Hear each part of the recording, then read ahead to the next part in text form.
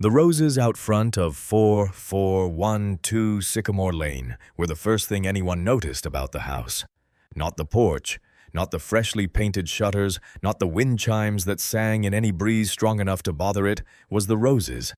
12 bushes, 3 varieties arranged with the kind of patient, unhurried precision that only comes from someone who genuinely loves the work. Deep red climbers scaled the porch posts. Cream and blush hybrid teas filled the center bed. A single row of pale lavender floribundas edged the front walk, planted the spring after Walter died, because Loretta needed something to tend that would bloom in spite of grief. The neighbors on Sycamore Lane had an expression for a certain quality of person. They said she was the kind of woman who made the street better just by living on it. Miss Loretta Freeman was exactly that kind of woman, and everyone on the block knew it, and nobody said it to her face because she would have waved it off and changed the subject to your children or your drainage problem, or whether you'd tried the new pharmacy on Fifth that actually kept your prescriptions ready on time. Loretta Mae Freeman was 74 years old. She had been born in a small house 40 miles south of Birmingham, the youngest of 6 children in a family where work was not a virtue to be aspired to, but simply what you did from the moment you were old enough to be useful. She had attended nursing school on a partial scholarship, and a full load of determination graduated second in her class, and spent 38 years as a pediatric home nurse, serving families in South Garfield, a working-class neighborhood in the southwest quarter of the city, where the houses were close together, and the block associations were strong, and people looked out for each other out of both genuine affection and the practical understanding that nobody else was going to. She had seen things in those 38 years that could hollow a person out. Sick children, families broken by poverty and illness, and the 1,000 quiet cruelties that accumulate when a neighborhood is underfunded for long enough. She had sat with parents at bedsides. She had held the hands of small patients terrified of needles and made them laugh anyway. She had driven her own car to families who couldn't afford the visit fee and never told anyone and never expected to be repaid. This was not unusual behavior for Miss Loretta. This was simply Tuesday. She was retired now, had been for 6 years, and retirement had not slowed her down so much as redirected her. Wednesdays at the soup kitchen on Briar Street, where she worked the serving line and remembered the names of every regular. Sundays at Mount Zion Baptist, where she sang second soprano in the choir and had for 31 years. The Rose Garden, which was a year-round project, broken into phases, pruning in February, fertilizing in March, deadheading through the summer, wrapping the climbers against the frost in November. Peach preserves in August, when Mrs. Patricia Holloway, 3 doors down, had more fruit than her tree could hold. A standing Sunday dinner for her son Marcus, who drove 40 minutes from his apartment downtown to sit at her kitchen table and eat pot roast and pretend he wasn't exhausted. She lived alone. Her husband, Walter Freeman, had died 7 years prior of a heart attack that gave no warning and took him on a Saturday morning while he was reading the paper in the same chair he had occupied every Saturday morning for 40 years. Loretta had grieved him fully and completely and had not allowed the grief to make her bitter or small. She still talked to him sometimes, mostly in the garden, and she did not find this strange. She had kept his reading chair. She kept his photograph on the mantel between the family Bible and a ceramic bluebird Marcus had painted for her in 2nd grade. She had arthritis in both shoulders, had for 12 years. The right shoulder had been the worst of the two, had required surgery 5 years ago when the joint degraded past what anti-inflammatories and physical therapy could manage. The orthopedic surgeon, a careful man named Dr. Elias Webb, had done good work. The joint had healed cleanly. The range of motion was limited. She could not raise the arm above shoulder height without pain, could not rotate it fully behind her back, and she had learned to accommodate. She used a grabber tool for high shelves. She asked Marcus to carry heavy things when he visited. She slept on her left side. She had adapted as she had adapted to everything, without drama and without self-pity. She was not a woman who frightened easily. She was not a woman who had much experience being frightened of the police, specifically, though she was not naive about the world she lived in. She had raised Marcus on the specific and careful instructions that black mothers in this country have been passing down for generations, and she had done so with clarity and without making him afraid of his own shadow, which was a difficult balance and one she had managed well. She had told him, "Be polite, be clear. Keep your hands visible. Narrate your movements, do not argue, stay calm and come home." He had absorbed it all.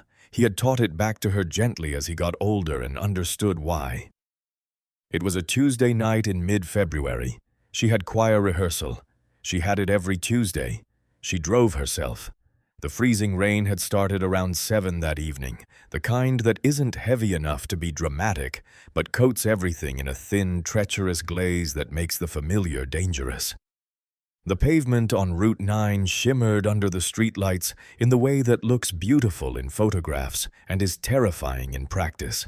Loretta had driven in worse. She drove carefully, regardless, had for years both from habit and from the specific calculation that a 74-year-old black woman in an older model car driving in this city did not have the luxury of inattention. She had left Mount Zion at 9:30. Rehearsal had run long because the choir was preparing for the Easter program, and the alto section kept flattening on the third verse of the closing anthem, and the director, Brother Michael, was nothing if not thorough. Loretta had her coat buttoned to the chin, the collar pulled up around her ears against the cold, because the heater in the 2009 Buick Park Avenue. Walter's car, which she had kept because she couldn't bring herself to sell it, and which ran fine, except for the heater and a shimmy in the front left wheel on the highway, was unreliable in temperatures below 30. She was wearing her church gloves.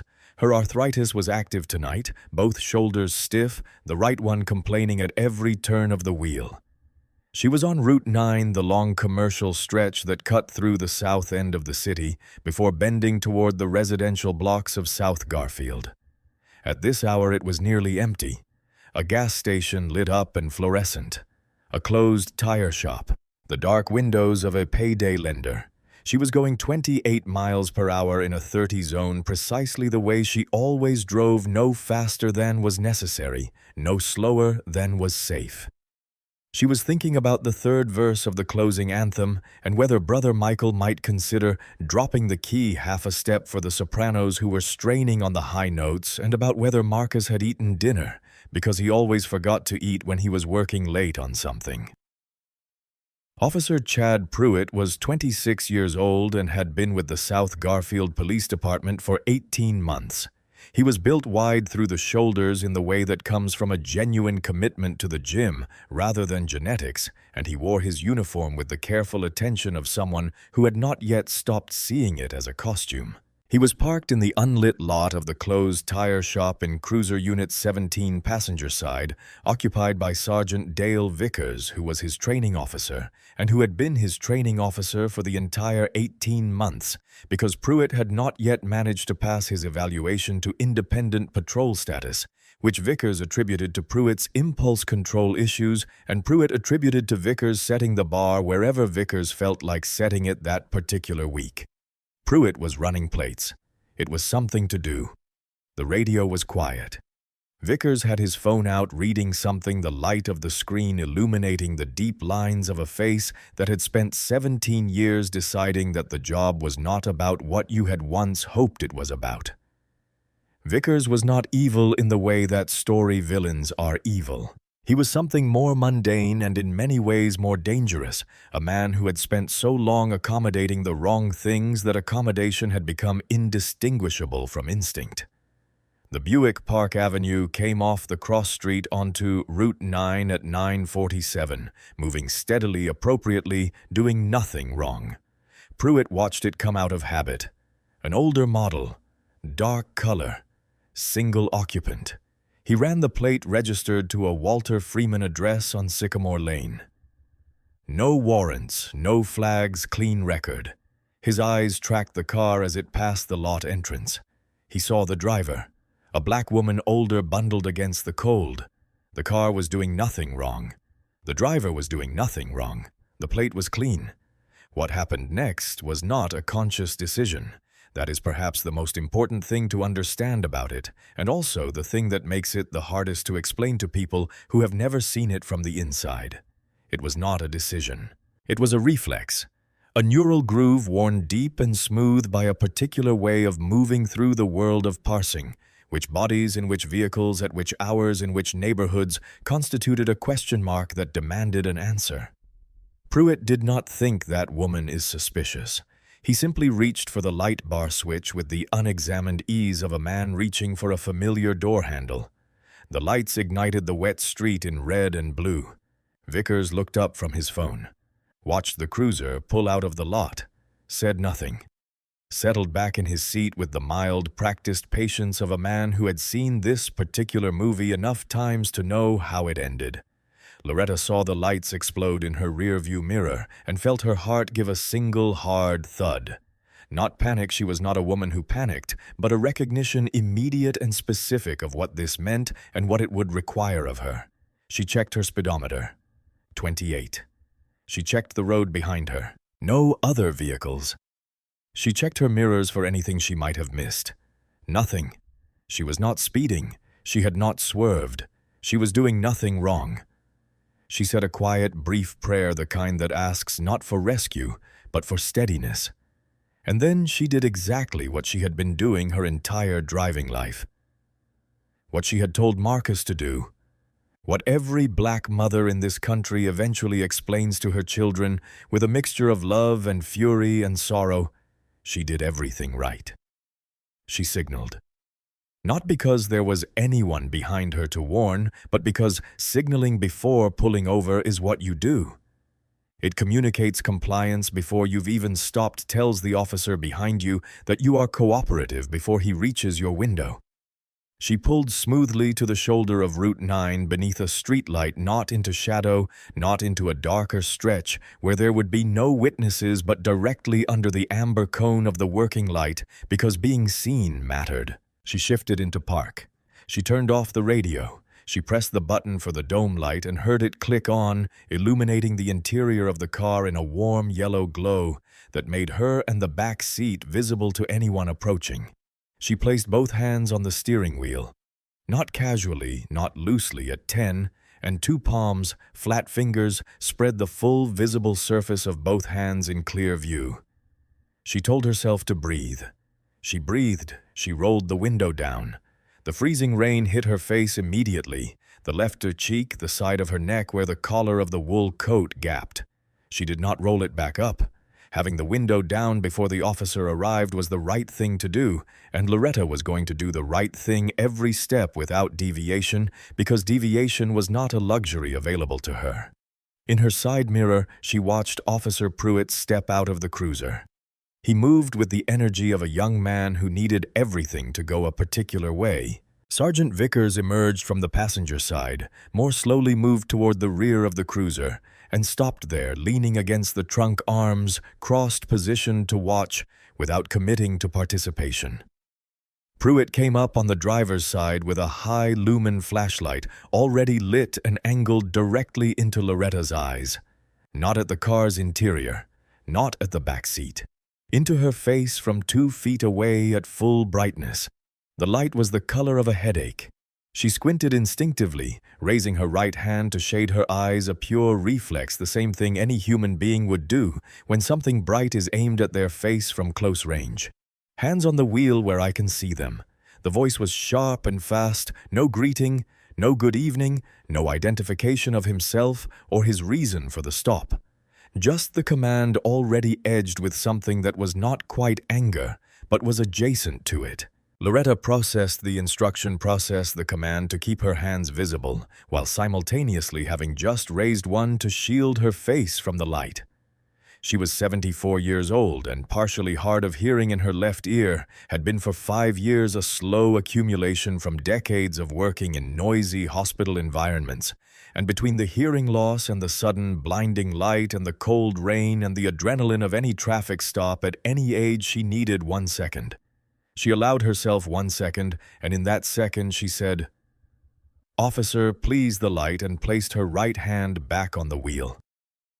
I said, "Hands on the wheel." Louder this time. Not clarifying, not adjusting. Louder. "I'm sorry." Her voice was trembling slightly, not from fear exactly, but from the physical strain of the cold and the sudden stress and the arthritis that was making both arms ache. "I'm a bit hard of hearing. I have both my hands on the wheel now, right here. Can you see them?" She could not see his face because of the light. She could hear his breathing. "Why did you pull me over?" she asked. Politely, calmly, because she needed to understand what this was about.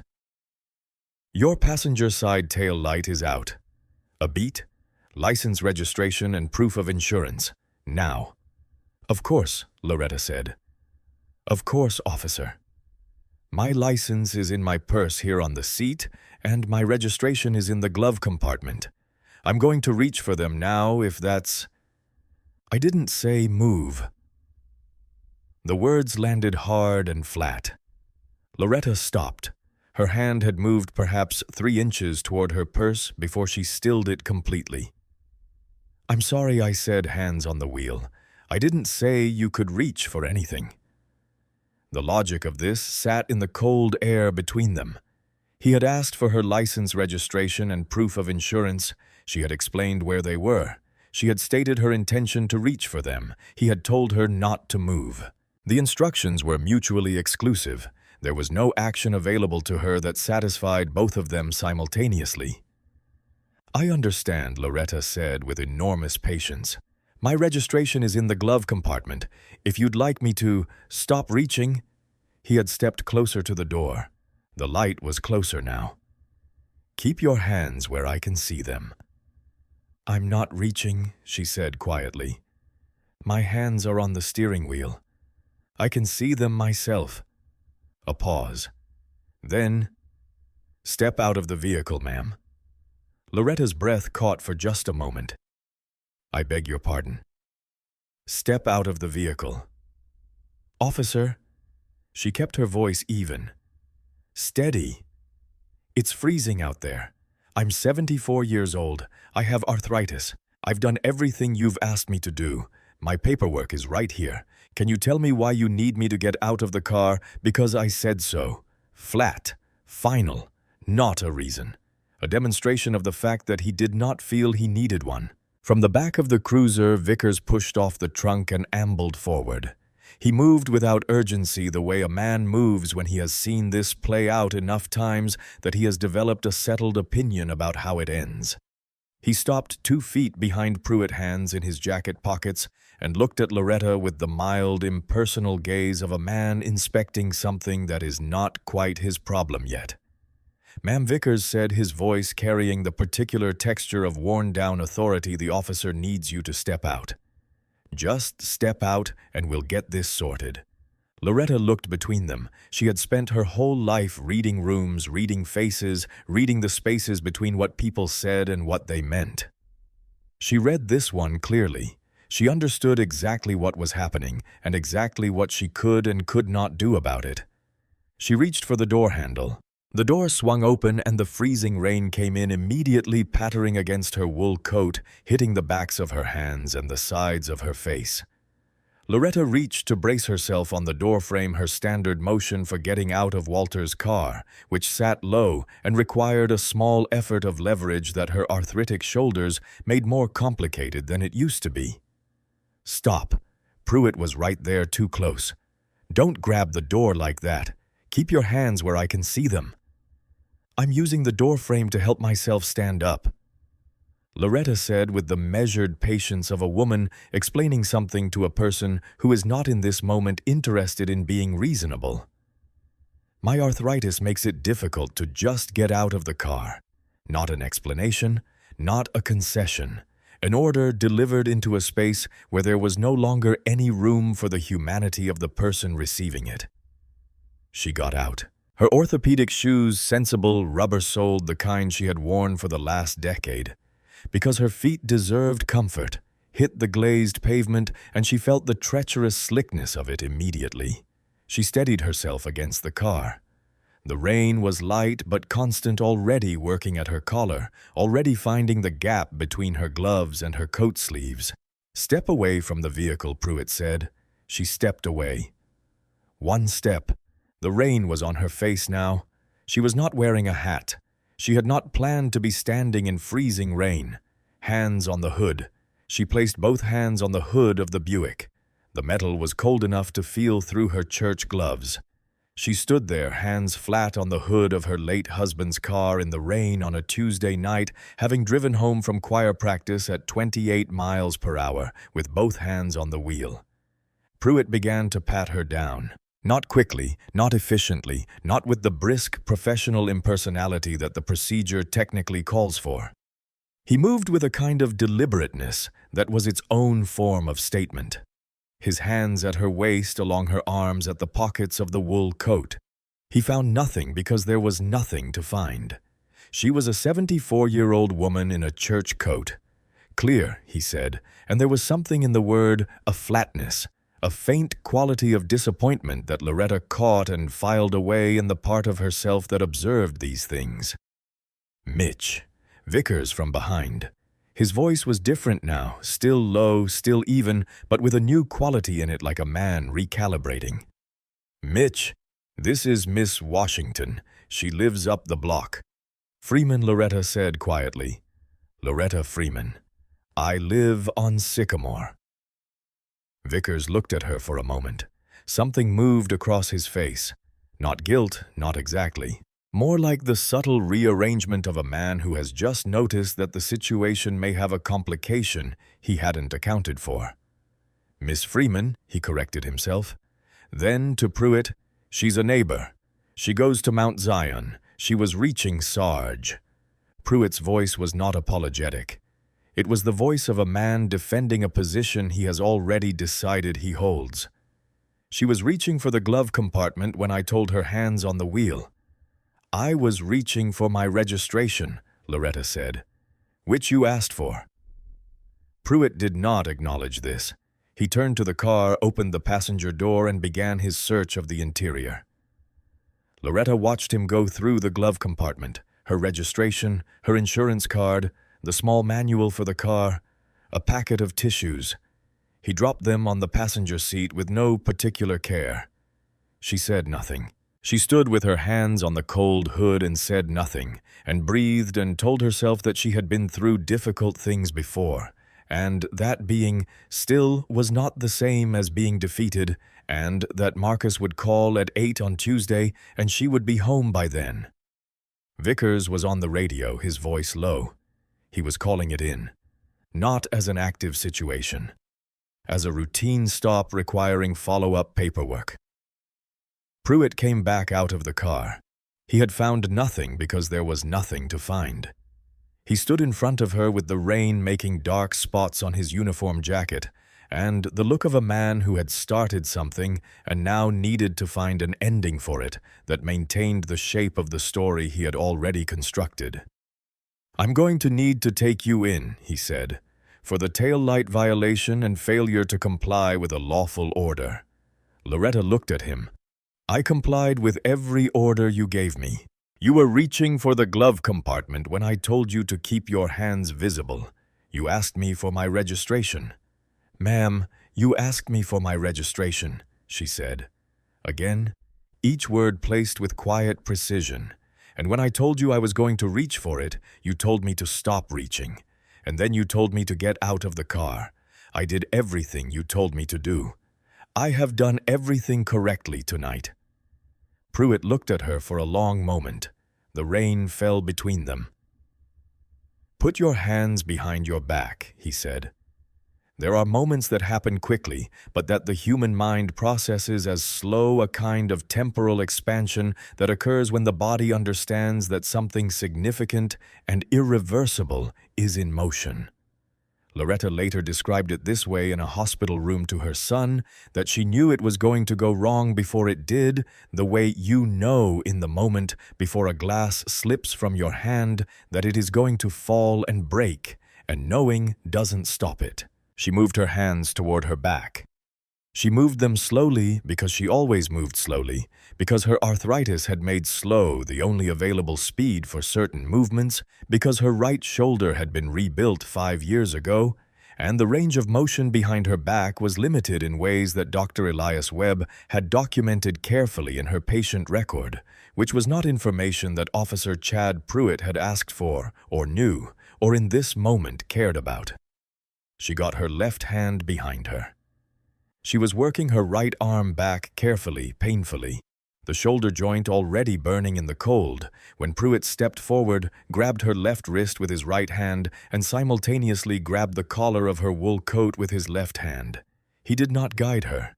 He hauled her. The distinction matters enormously and is not a subtle one. Guiding a cooperative person involves applying gentle, directed pressure to help them move where you want them to go. Hauling is what you do when you have decided that the person's body is an object to be repositioned rather than a person to be helped to move. The force lifted Loretta partly off her feet. Her orthopedic shoes lost meaningful contact with the wet pavement. "Stop resisting," Pruitt said loudly. The words arrived before any resistance did, which was itself instructive the declaration preceding the behavior it described, because the declaration was not a description, but a construction, a narrative being laid down in real time. "I'm not resisting," Loretta said, her voice gone ragged with pain and shock. "You're hurting me. Please." Her knees buckled, not resistance, not defiance, but the simple physical reality of a 74-year-old woman with arthritic joints in freezing rain on glazed pavement having her weight suddenly and violently redistributed. Pruitt read the buckle as resistance and shoved her forward against the side of the Buick, using his left hand at her collar and the momentum of his own body weight. Loretta's hip hit the car door. The impact was not a gentle one. "Mitch." Vickers behind them. Mitch just... And then he stopped speaking, stopped intervening. Later in a federal courtroom, the prosecution would spend considerable time on that pause on the word that Vickers began and chose not to finish, on the choice to stop. On the 37 years of law enforcement experience that recognized exactly what was happening and produced the word just and then nothing else. Pruitt put his knee into the back of Loretta's knees and swept her legs out from under her. This is a takedown technique. It is designed for use on subjects who are actively and physically resisting restraint. Loretta Mae Freeman, who had raised her son on 28 miles per hour and both hands on the wheel, was not actively and physically resisting. She went down because her legs were swept out from under her, and the wet asphalt of Route 9 came up and met her with the total indifferent authority of physics. Pruitt dropped his knee onto her upper back. The weight of him, all of it 215 pounds of linebacker muscle and body armor and belt equipment, concentrated into one knee into the space between her shoulder blades. Loretta's face was on the cold pavement. The rain was on her face, and the cold was everywhere, and the weight on her back was enormous, and the pain in her right shoulder was already beyond what she had vocabulary for. Pruitt grabbed her right arm, the rebuilt shoulder, the one with the limited range of motion, the one that could not be rotated fully behind her back under any circumstances, and certainly not quickly, and certainly not violently, and he wrenched it backward and upward toward her left wrist where the handcuffs were already out. The sound was wet and loud and hollow and wrong. In a way that sounds are sometimes wrong, in ways that are instantly and permanently understood by everyone who hears them. It echoed off the closed storefronts of Route 9. It bounced off the wet asphalt. It traveled clearly to the porch of the nearest house on the residential street that intersected with Route 9 at the corner, where a man named James Portis was letting his dog out for the last time before bed and who stopped completely still at the sound before he knew why. Loretta's scream followed it immediately, raw, involuntary, stripped of everything except pure physical agony. The sound that a body makes when a shoulder joint is violently ejected from its socket, tearing the surrounding ligaments and the rotator cuff in the process. It was not a scream of anger or protest or even fear. It was the sound of injury, absolute and unmistakable. Porch lights came on down the residential street. A window lit up. James Portis's dog backed against his legs. "My arm!" Loretta cried, her voice already descending from the peak of the scream into something lower and more terrible, the sustained, breathless keening of a person locked inside extreme pain. "Oh, Lord! Oh, Lord! My arm!" Pruitt clicked the handcuffs shut. Both wrists locked behind her back. Her right arm, the dislocated right arm, the shoulder that had been surgically rebuilt, and that would now, the orthopedic report would later confirm, require complete reconstruction, including repair of 3 ligaments, the rotator cuff, and a hairline fracture to the humeral head, locked into a position of sustained, continuous, medically catastrophic agony. "Quit faking," Pruitt said, breathing hard. His chest was rising and falling quickly. There was something in his voice beneath the bluster, something tight and high that was not confidence. "Quit faking, lady. You're fine." Loretta was not fine. She was on the wet pavement of Route 9 with her arms handcuffed behind her back and her right shoulder destroyed and her face against the asphalt and the freezing rain falling on her and the wool coat of her church clothes soaking through. She was hyperventilating. The pain was enormous enough to be disorienting, which is the body's way of telling a person that something has gone very wrong, that the machinery has been damaged beyond the threshold of its ordinary operation. Vickers walked up. He stood beside Pruitt, looking down at Loretta Washington on the ground in the rain. He shone his flashlight on her face. He recognized her. He had lived 3 streets over from Sycamore Lane for 8 years. He had waved at her in the spring when she was working on her roses. He knew who she was. "Damn it, Mitch," he said. The words were quiet. Not horrified, not outraged, annoyed in the way of a man discovering a new problem in a situation that was already complicated. "That's Miss Freeman." "She goes to Mount Zion." She was resisting Sarge. Pruitt was composing himself, straightening his jacket, adopting the posture of a man who has just done a difficult thing correctly. She made a sudden movement. "I feared for my safety." Vickers looked at the 74-year-old woman on the pavement. He looked at her orthopedic shoes, at the right shoulder, already visibly sickeningly wrong even under the coat, at the handcuffs locking her arms in a position that the wrong angle alone was telling him was not a position a human shoulder was meant to occupy. He pulled out his radio. "Dispatch," he said, his voice carrying the practiced evenness of a man building a narrative in real time. "This is Unit 17. We need a bus at our location. Suspect sustained a fall during apprehension, complaining of shoulder pain." He looked down at Loretta. He did not uncuff her. He did not help her up. He did not kneel beside her and ask if she could hear him. He turned, walked back to the cruiser, and stood under the small overhang of the cruiser's door to stay out of the rain. The ambulance was 11 minutes away. Loretta lay on the wet asphalt of Route 9 for 11 minutes. Marcus Freeman owned 2 good suits. One was charcoal gray, reserved for federal hearings and depositions, and occasions where he needed to look like the kind of person whose opinion a room should receive seriously. The other was navy blue, and it was the one he wore most days, because most days were not federal hearings. Most days were long, dense, grinding exercises in reading case law and drafting briefs and sitting in conference rooms, listening to people speak at each other with the careful obliqueness of individuals who understood that what they said today might be cited back to them in 3 years. He was wearing the navy suit on the night of February 14th. It was rumpled.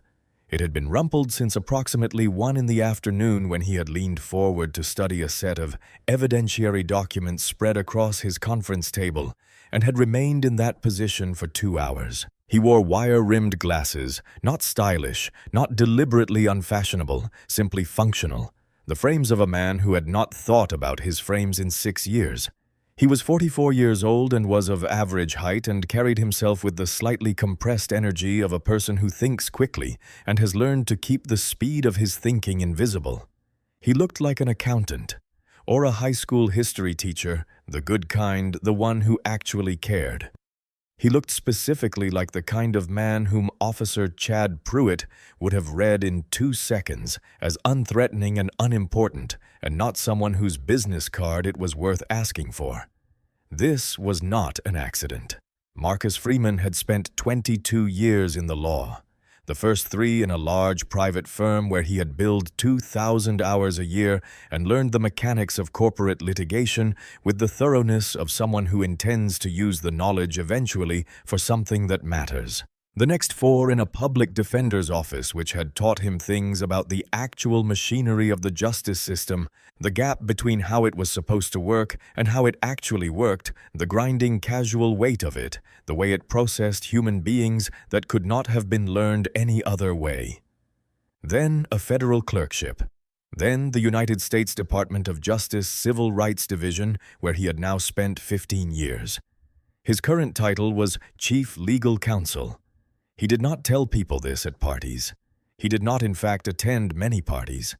He was working late on a brief related to a police department in another state, a city 200 miles away, where the pattern of conduct had been well documented for years and where the federal investigation he was leading had reached the stage where the language of the brief needed to be precise enough to survive every challenge an experienced defense team could produce. He was on page 37 when his phone rang at 11:02 in the evening. The number was the main line of Oakage General Hospital. He picked up immediately. The voice on the other end was a nurse professional, careful, working hard to deliver the information without dramatic coloring while still conveying its gravity. His mother, Loretta Freeman, had been brought in by the South Garfield Police Department following a traffic stop. She had sustained an injury to her right shoulder. She was currently in the emergency department. The police officers were still on site. The nurse said, "You might want to come down, Mr. Freeman." Marcus closed the brief. He put on his coat. He picked up his phone, his briefcase, the slim kind made of dark leather that held a laptop, a legal pad, and a pen, and he left the office. He drove the 14 minutes to Oakage General at exactly the speed limit, because Marcus Freeman drove at exactly the speed limit always without exception, not from excessive caution, but from the same calculus his mother had taught him decades ago. Updated for his current occupation. That being stopped by the police while driving to a hospital where his mother lay injured by the police was the kind of compounding circumstance that served no one. He parked in the visitor lot. He checked his phone, 3 missed calls from a number he didn't recognize, likely the hospital calling again. He locked the car. He walked into the emergency department entrance at 11:34, past the ambulance bay, through the automatic sliding doors, and into the fluorescent organized chaos of a city emergency room on a Tuesday night. He went to the reception desk, kept his voice low, even precisely modulated, not urgent, not aggressive, the register of a man making a routine inquiry. He gave his mother's name. The nurse at the desk looked up. "The officers are still with her, sir.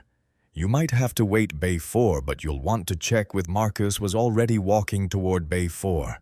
He moved with the quiet purposefulness of a man who has made this decision and does not need to revisit it. He did not run. He did not raise his voice at the desk. He walked, and the pace of his walking communicated something that the nurse watching him go could not quite name. At the edge of Bay 4, he paused. Not from hesitation, from intelligence. He needed 1 second to read the room before he entered it. What he saw in that 1 second, his mother on the gurney under a thin hospital gown, her right shoulder at an angle that was visually wrong in a way that made the back of his teeth ache. Her face, ashen eyes half open under sedation, her left wrist chained by a handcuff to the metal rail of the hospital bed. 2 officers at the far end of the bay leaning against a medical cart, paper coffee cups in hand. One of them, young, wide through the shoulders, was saying something that made the other one exhale a short laugh. The badge of the younger one caught the fluorescent light. Marcus read the number, filed it. He stepped into the bay.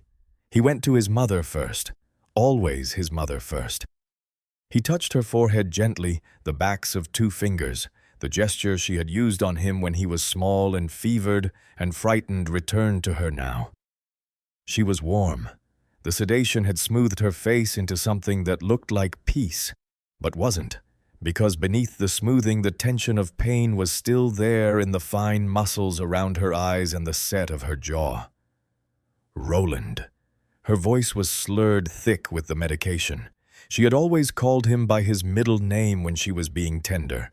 He had been Roland to her since he was born, Marcus to the world. Roland, baby. I'm here, Mama. His voice was soft, unhurried. I'm right here. I didn't do anything wrong. The words came out effortfully, each one costing something. I was getting my papers. He asked me for my papers, and then he told me, stop reaching, and She stopped, swallowed.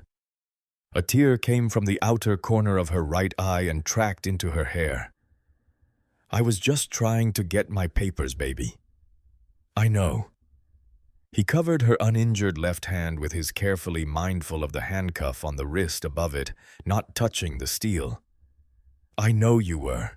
You did everything right. He stood up. He turned around.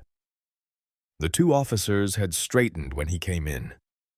The younger one, Pruitt badge 2247. Marcus had memorized it from 20 feet, took a step forward with the reflex of a young man asserting territorial authority over a space he believed he controlled. The older one, Vickers badge 1834, stayed leaning against the cart, but something in his posture had shifted, a small recalibration, a man noticing something and not yet knowing what it means. Hey, Pruitt said, you can't be in here. This is an active police. What are the charges? Marcus asked. His voice was conversational. Not raised, not challenging, precisely calibrated. The way a question is precisely calibrated when the person asking already has a strong hypothesis about the answer and wants to hear the other party confirm it. Pruitt's jaw tightened slightly. Resisting arrest, failure to comply with a lawful order, assaulting a police officer.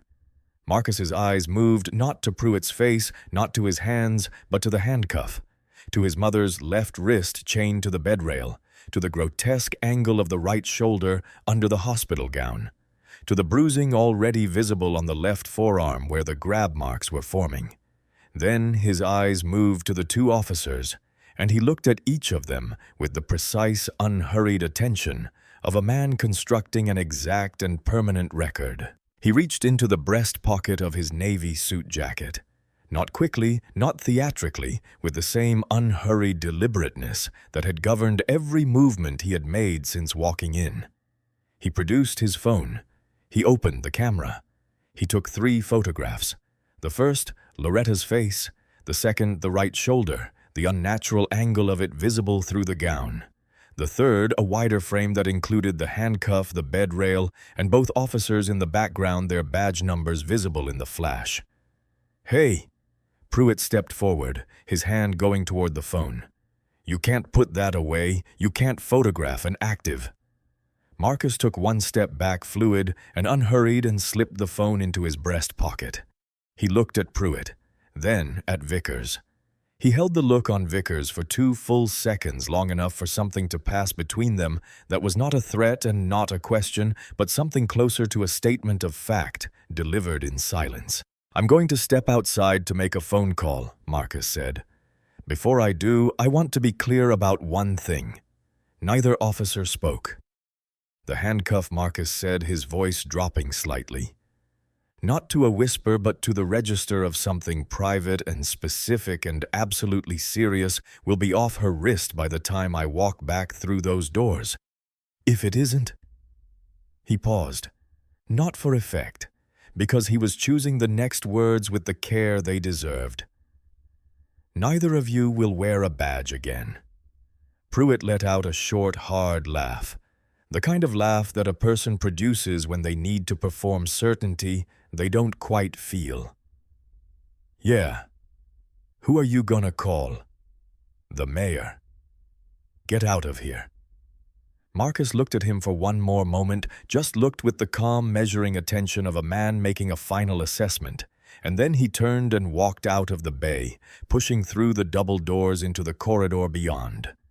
Vickers watched him go. On the back of his neck, a cold, nameless prickle had begun that he could not account for and could not dismiss. In the corridor outside Bay 4, Marcus walked past the nurses' station, past the row of curtained bays, and toward the administrative wing of Oakage General's emergency floor. He had been in this hospital before, had visited this specific emergency department twice in the last 3 years, once when his mother had a fall in the garden, once when Walter's heart attack had brought them here for the last time. He knew the layout broadly. He knew something else about Oakage General that was more specific. The hospital maintained its network infrastructure through a service contract with the South Garfield Police Department's Fourth Precinct, a cost-sharing arrangement common in smaller city budgets, whereby a single IT technician maintained both the hospital's administrative servers and the precinct's digital record-keeping systems. It was an arrangement that Marcus had encountered in a brief 2 years ago, buried in a budget document he had read as background research for a different case. He had filed it away with everything else he filed away in the part of his mind that stored information against the possibility that it might someday be relevant. The Fourth Precinct's civilian IT technician was a man named Terry Marsh, 47 years old, employed at the precinct for 4 years on site at the hospital, 2 evenings a week for server maintenance. Marcus had looked him up 3 months ago when he had first started developing a quiet, preliminary, entirely unofficial understanding of certain patterns in the Fourth Precinct's traffic stop data. Patterns that showed up as statistical anomalies in public records that Marcus had been reviewing, not as an assigned investigation, but out of the particular professional habit of a man who can't stop reading data the way other people can't stop doing crossword puzzles. Terry Marsh was at the hospital tonight. Marcus knew this because the hospital IT maintenance schedule, a document he had obtained through a public records request filed 8 months ago, for reasons he had not specified, showed Marsh working the server room on Tuesday and Thursday evenings. Marcus stopped in front of the door marked Network Services/Authorized Personnel. He reached into his breast pocket and produced a business card. Plain white. His name. His direct number. The Department of Justice seal in small print at the bottom. He held the card for a moment, turning it once in his fingers, and then crouched down and slid it carefully under the door. Then he stood up, straightened his jacket, and walked back toward the ER entrance, pushing through the main doors and out into the ambulance bay. The concrete overhang above the ambulance bay blocked the freezing rain. Marcus stood under it, the cold air against his face, and pulled out his phone. He did not open his recent contacts. He did not open his email. He opened an encrypted dialing application, a standard tool for attorneys and federal personnel handling sensitive communications, and dialed a Washington, D.C. area code from memory. It rang twice. Washington. The voice that answered was sharp awake and completely unbothered by the hour. Patricia Owens, Deputy Director of the Department of Justice's Civil Rights Division, had been at her desk until 9:30 and had been reading in bed when the phone rang. She put the book down without marking her page. "Roland, I thought you were taking a week off." "I came back early," Marcus said. He was looking out at the rain falling past the edge of the overhang, the wet asphalt of the ambulance bay catching the ambient light from the hospital windows. "Patricia, my mother is in Oakage General Hospital. She's in the emergency department with a grade 3 shoulder dislocation. A beat. Marcus, the South Garfield 4th Precinct." His voice was level, unhurried, and entirely devoid of the emotion that was present in enormous quantities somewhere below the words. "A traffic stop tonight. Tail light. She was doing 28 in a 30. She complied with everything. The responding officer, Pruitt badge, 2247, 18 months on the force, hauled her out of the car, performed a takedown on a 74-year-old woman with documented severe arthritis in both shoulders and dislocated her right shoulder, the one that was surgically reconstructed 5 years ago. She is currently in Bay 4 with her left wrist handcuffed to the bed rail." He paused. "The training sergeant on scene is Vickers badge 1834. He stood there and watched. When the doctor asked Pruitt to remove the cuff for medical treatment, Pruitt cited hostile detainee protocol. The line was silent for 3 full seconds. When Patricia Owens spoke again, the warm, slight informality of her greeting was entirely gone. In its place was something precise and directional, the voice of a woman who has spent 19 years inside the federal machinery and knows exactly which levers to pull and in what sequence.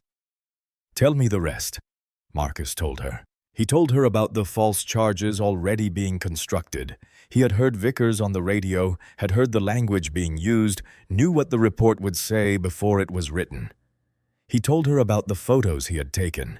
He told her about the statistical patterns in the Fourth Precinct's traffic stop data that he had been monitoring informally for 3 months, and about what those patterns suggested about who was being targeted and why. He told her he had reason to believe the physical footage from Pruitt's body camera and dash camera would be the subject of a deletion attempt before morning. "Patricia," he said, "I don't want a civil suit. A civil suit settles with taxpayer money and leaves Pruitt and Vickers on the street and Rourke behind his desk and everything exactly as it was. I want the precinct. I want the captain. I want every body cam, dispatch log, text message, and personnel file in that building seized under federal warrant before sunrise." Patricia was quiet for a moment, not hesitating, thinking through the logistics the way a general thinks through the logistics of a deployment. "I can have a federal warrant signed by a district court judge by 3 a.m. I'll wake up the regional FBI field office. The U.S. attorney for this district owes me a considerable favor, and I intend to collect it tonight." "Thank you, Patricia." Marcus. Her voice shifted fractionally, the professional precision making room for something that was not quite personal, but was adjacent to it. "How bad is the shoulder?" "They're going to need to surgically repair it." He was quiet for a moment. She was lying on the wet pavement for 11 minutes with her arms cuffed behind her back. The dislocation was active for 11 minutes before the ambulance arrived. A sharp breath from Patricia. Then, "Give me 3 hours. Don't do anything dramatic between now and then." "I never do anything dramatic," Marcus said. "I'm going to go back inside and sit with my mother." He hung up. He stood under the concrete overhang in the freezing rain for 30 more seconds, not moving his phone in his hand. He was allowing himself 30 seconds of the white-hot volcanic enormous thing that lived behind his ribs. 30 seconds, and then he would fold it back down to where it was manageable. He had practiced this his whole professional life. He had gotten very good at it. He went back inside. The handcuff was still on when he returned to Bay 4. Marcus stood in the doorway and looked at it, and then looked at Vickers. He did not speak. He simply looked at the sergeant with the precise, steady attention of a man who has made a decision and is now watching to see whether the other party has made theirs. Vickers held his gaze for approximately 4 seconds. Then he said quietly, not looking at Pruitt Mitch, "Take the cuff off. Sarge protocol says, take it off. No emphasis, no heat." The voice of a man who has just recalibrated and arrived somewhere new. "She's sedated. She's 64 years old with a dislocated—" 74, Marcus said from the doorway. 74 years old with a dislocated shoulder. Vickers reached into his belt for the cuff key. "Take it off." Pruitt looked between Vickers and Marcus. He looked at the key in Vickers's hand. He looked at the expression on Vickers's face, which was the expression of a man who is not asking twice. He took the key. He undid the handcuff. He stepped back, the steel bracelet folded in his hand, and he did not look at Marcus when he did it. The attending physician, Dr. Aaron Webb, a compact man with tired eyes who had been in the ER for 9 hours and had about 2 more in him, came back into the bay and began explaining the procedure. The shoulder dislocation was complete and complex. The surgical history of the joint made a simple manual reduction inadvisable. They were going to use brief general anesthesia, bring in the orthopedic team, perform the reduction under sedation, and then assess the ligament damage to determine whether immediate surgical repair was necessary. It was going to be a long night. Loretta looked at Marcus through the fog of the painkillers they had already administered. "Baby," she said, "you're going to be late for your thing in the morning." "No, I'm not," he said. He pulled the plastic visitor's chair close to the head of the gurney and sat in it. "I'm right here." While Dr. Webb spoke with the surgical team and the nurses began the pre-procedure process, Marcus excused himself briefly. He walked the corridor with the calm, measured pace that was his baseline, past the row of bays, past the nurses' station around the corner, into the administrative wing. He walked past the door marked Network Services and did not slow down, did not look at the door, did not indicate in any way that the door was of any interest to him. But as he passed, he noted that the light visible under the door, a thin line of it barely visible, was on. Someone was in the server room. He returned to his mother's bay and sat back down in the plastic chair. Pruitt and Vickers left the hospital at 11:51. Marcus noted the time. He sat with his mother through the reduction procedure, which took 40 minutes, and through the post-procedure assessment, which took longer. The orthopedic surgeon confirmed that there was significant ligament damage, that the rotator cuff had been retorn, and that a full surgical repair would be necessary within the week. Loretta came out of the brief anesthesia confused and in pain, and then, after a few minutes, oriented herself by the sound of Marcus's voice. She fell asleep holding his hand at 2:47 in the morning. Marcus sat in the chair with his briefcase on his knees and waited. His phone buzzed at 3:12. A text from Patricia Owens' warrant signed. "Garrett's team moving at 0800. Sleep if you can." He put the phone in his pocket. He looked at his mother sleeping, and he looked at her right arm in the immobilizing sling, and he looked at the place on her left wrist where the handcuff had left red marks that were already darkening toward bruise. He did not sleep. The Fourth Precinct of the South Garfield Police Department occupied a building that had been constructed in the 1960s with the specific aesthetic ambition of institutional permanence, brick flat-roofed, deeply unsexy, built to convey the impression that the authority housed inside it was as immovable as the structure itself. Captain Frank Rourke had run this precinct for 11 years and had over those 11 years come to think of the building with a proprietorial affection that had more in common with the way a businessman thinks about his office than the way a public servant thinks about a public institution. Rourke arrived at 7:15. He was a broad man, gone somewhat soft in the middle, in the way that men do when the physical demands of the job recede and the administrative demands expand, with thick gray hair that he kept short, and eyes of a particular pale blue that tended to make people who didn't know him think he was listening more carefully than he was. He had a protein shake, his third this week, a concession to a doctor who had told him that his blood pressure needed to come down, and a stack of overnight incident reports that he reviewed at his desk in the glass-walled office that gave him a sight line over the entire bullpen. The overnight reports were unremarkable. 2 drunk and disorderlies, a domestic call that had been de-escalated on site, a fender bender on the highway that had generated paperwork but no injuries, and 1 traffic stop Unit 17 officers, Pruitt and Vickers, that had resulted in the arrest of a female subject for resisting and failure to comply. Subject transported to Oakage General with a shoulder injury sustained during apprehension. Report forthcoming. Rourke read this with the specific attentiveness of a man who has learned to identify complications in their early stages. He noted the hospital transport. He noted the shoulder injury. He noted with a particular quality of attention that the arrested subject's name was Loretta Mae Freeman, address on Sycamore Lane, which was 3 blocks from the precinct, which meant she was a resident of the immediate community, which meant there might be noise about this. He pulled up the duty record for Pruitt. 18 months, known impulse issues.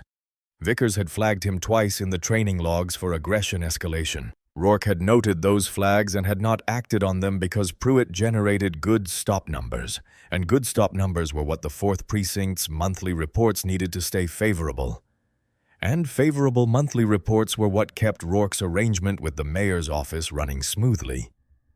He picked up his desk phone and dialed the dispatcher's extension. "Get me Pruitt and Vickers when they come in," he said. I want the incident report on the Freeman stop before noon."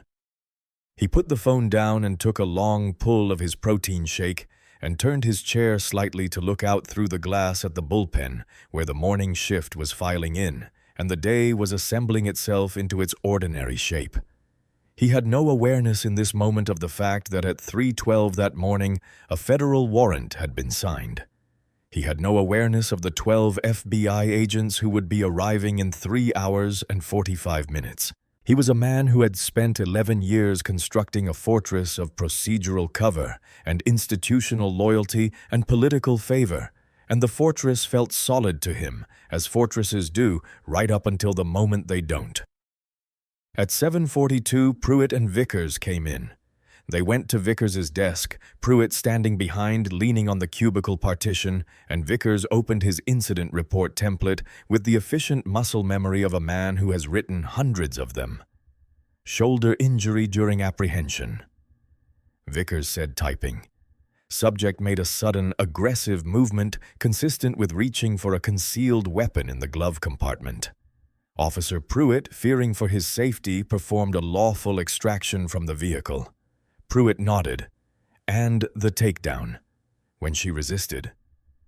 Subject failed to comply with the extraction and physically resisted the application of restraints.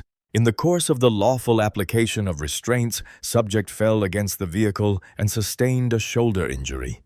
Vickers typed this without looking up. Due to the wet pavement and subject's own resistance, the fall resulted in the reported injury. He paused. "Does that match your recollection of events?" Officer Pruitt? "Absolutely." Pruitt leaned in to read the screen. "Yeah, that's exactly what happened." Vickers hit save. He looked at the report for a moment, the way a craftsman looks at a finished piece. "File the body cam and dash cam uploads by 10, he said. "Standard procedure." "On it," Pruitt said. He went to his own desk. In his glass-walled office, Rourke watched this exchange, couldn't hear it through the glass, but read its body language with the practiced ease of a man who had been watching his people for 11 years and felt the mild, familiar reassurance of the system functioning as it was designed to function. The narrative was being set. The old woman would be offered a plea on the resisting charge, a misdemeanor probably in exchange for dropping the assault charge, and she would take it because they always took it because the alternative was court, and court was expensive and terrifying, and they always took it. He finished his protein shake. He opened his email. He began his day. At 8:44 in the morning, every monitor in the Fourth Precinct's bullpen went black simultaneously. Not flickered, not went to screensaver. Went completely, utterly black, all of them, at the same instant, as though something had reached into the building and unplugged a cord that all of them shared. The bullpen, which had been operating at the ordinary low-level hum of a precinct in mid-morning keyboards, radio dispatch, the distant sound of someone's coffee machine dropped into a momentary absolute silence that was almost physical. Then the screens came back, but not to their ordinary contents. Each monitor, Vickers is at his desk, Pruitt's at his, the shared monitors at the dispatcher's station, the large display screen at the front of the room that showed the city's traffic camera feeds displayed the same image, white background, the Department of Justice seal in the center. Below it, in clean, unambiguous black type, Department of Justice/Federal Bureau of Investigation. This system has been locked pursuant to a federal warrant. Do not access, modify, or remove any files or records.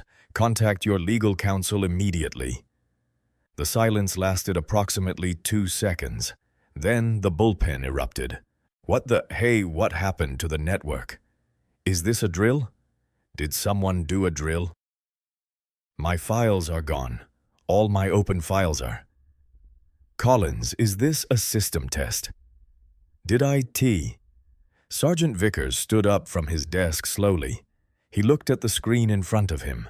He read the words on it not quickly, not with the dismissive scan of a man reading something he thinks is a mistake, but with the careful, full-stop attention of a man who has just seen something that requires his complete focus. He read the Department of Justice seal. He read the word federal. He read the word warrant. He sat back down. In his glass-walled office, Captain Frank Rourke was staring at his own screen with a frown of bureaucratic irritation that had not yet processed itself into anything more specific. He clicked his mouse. Nothing. He moved it. Nothing. He reached for his desk phone and dialed the IT extension. No answer. His cell phone rang before he could try again. The display said, "Chief Briggs Headquarters." Rourke answered. "Chief, what's going on with the Tommy?" The chief's voice stopped him cold. Harold Briggs was a man who had been running the South Garfield Police Department for 8 years on a combination of political savvy and careful insulation from the details of how his individual precincts actually operated. Rourke had counted on that insulation for 11 years. The voice on the phone was not the voice of a man who was insulated from anything anymore. It was stripped. It was scared. "Tommy, listen to me very carefully. Do not touch your computers. Do not shred anything. Do not move documents. Do not allow any personnel to leave the building." "Chief Watt, listen." The word was bitten off. Hard.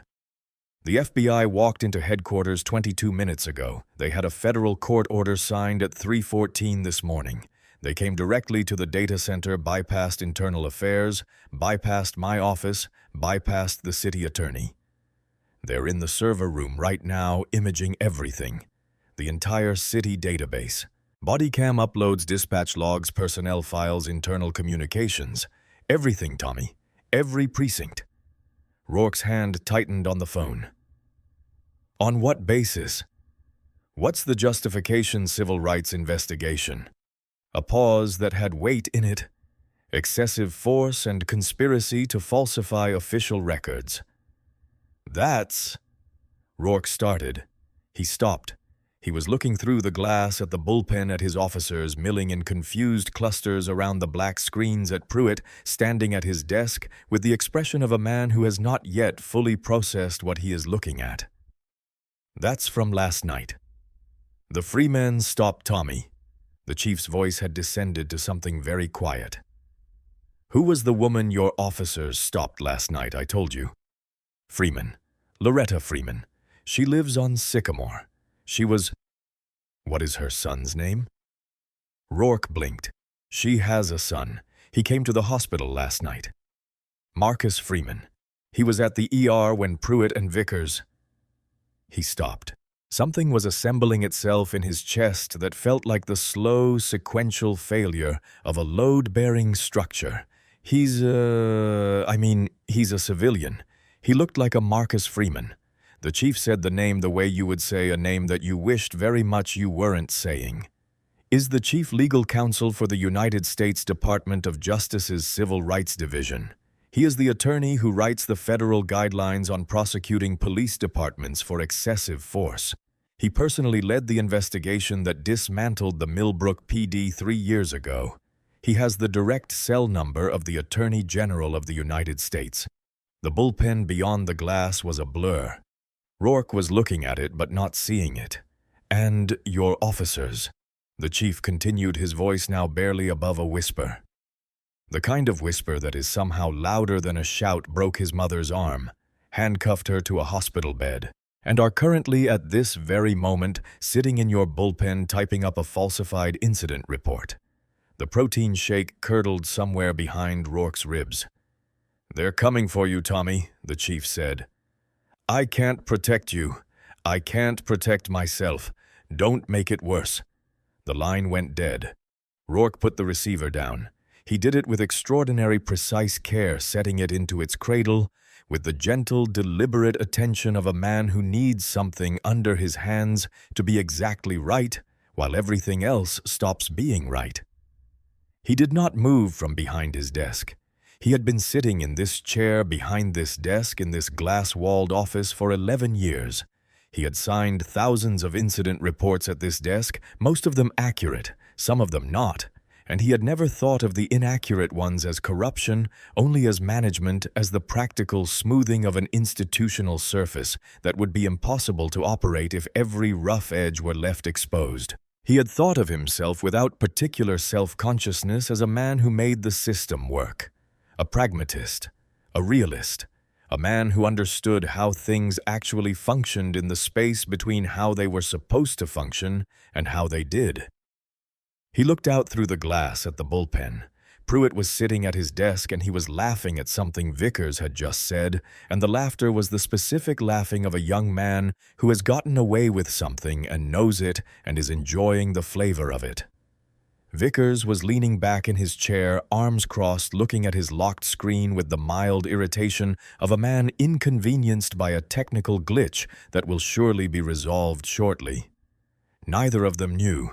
They were sitting 30 feet from him on the other side of a wall of glass, and neither of them knew. Rourke's vision did a small, subtle thing, a narrowing at the edges, a pulling in as though his field of sight was conserving resources for the central processing task of understanding what had just happened to him. He had built 11 years of a particular kind of safety. He had done it through careful relationships with the right politicians, through the management of numbers that kept the precinct's metrics favorable, through the steady output of municipal revenue that kept the mayor's office satisfied, through the cultivation of a reputation as a man who got things done without creating noise. The specific thing he had failed to account for was this, that there existed outside his network of carefully managed relationships a man whose network operated at a different level entirely. That the son of the woman his officers had put on the wet pavement of Route 9 was not angry, and helpless, was not going to call a local lawyer or file a complaint with Internal Affairs that would take 8 months and produce nothing. That Marcus Freeman had not in the ER been making empty threats. That when Marcus Freeman said he was going to make a phone call, he was telling the precise truth about a phone call that would set in motion the full weight of the federal government. Rourke thought about the incident report. Pruitt typing it right now, following the template. Vickers had constructed each word chosen for its legal utility. Sudden aggressive movement feared for his safety. Subject fell while resisting a narrative that had been designed for the specific purpose of surviving an internal affairs review or a civil complaint, neither of which was going to be the arena in which it was now going to be evaluated. He thought about the body cam footage, Pruitt's cam and dash cam, the recordings of a traffic stop in which a 74-year-old woman with surgical hardware in her right shoulder had been hauled out of her car, knocked to the ground, and had her arm wrenched in a direction it was no longer capable of moving without catastrophic consequence. The footage existed. It was on the precinct's servers. His hand reached for his personal cell phone before he had consciously decided to make the call. He dialed Terry Marsh's number.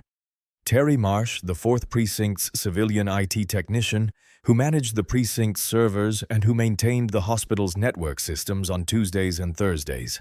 Terry Marsh, who had access to every file on every server that the federal agents were not already at this moment in the process of imaging. The phone rang 3 times. Terry answered. Terry Rourke said. His voice was controlled. Careful. The voice of a captain who is giving a perfectly routine administrative instruction. The 9 p.m. block from last night's body cam and dash cam uploads Unit 17 Officer Pruitt. I need you to pull those files and run a system purge. Equipment error. Log it as a data corruption event from last night's power fluctuation. A silence on Terry Marsh's end that lasted slightly longer than it should have. Captain Terry said slowly. There was a power fluctuation last night, Rourke said. The files from that block are corrupted. I need them purged from the system and a maintenance note logged. Can you do that for me? Another silence. I'll take care of it, Terry said. Good man. Rourke hung up. He looked through the glass at the bullpen. Pruitt was still at his desk. The locked screens were still white with the federal seal. In approximately 45 minutes, a federal agent named Leon Garrett would walk through those glass doors. Rourke could feel it coming, the way a person can feel a storm coming. Not see it yet, but feel the pressure changing, feel the air becoming something different, feel the particular quality of the silence before an enormous noise. He stood up. He walked to the glass wall of his office and put one hand flat against it, a gesture he could not have explained except that the glass was solid, and he needed something solid. Out in the bullpen, Pruitt laughed again. The sound came through the glass, muffled like something heard from underwater. 11 years. He had spent 11 years building something. He could feel in this moment all of it coming down. At 8:57, the heavy glass double doors of the Fourth Precinct's main entrance swung open. They did not bang open, did not crash. They opened with the smooth, solid authority of doors operated by people who have decided what they are here to do and do not require drama to demonstrate it. Special Agent Leon Garrett came through first. A tall man, silver-haired with a face that had spent 22 years in federal law enforcement, developing the specific quality of stillness that comes from having seen most of what human beings are capable of and having learned not to let it show.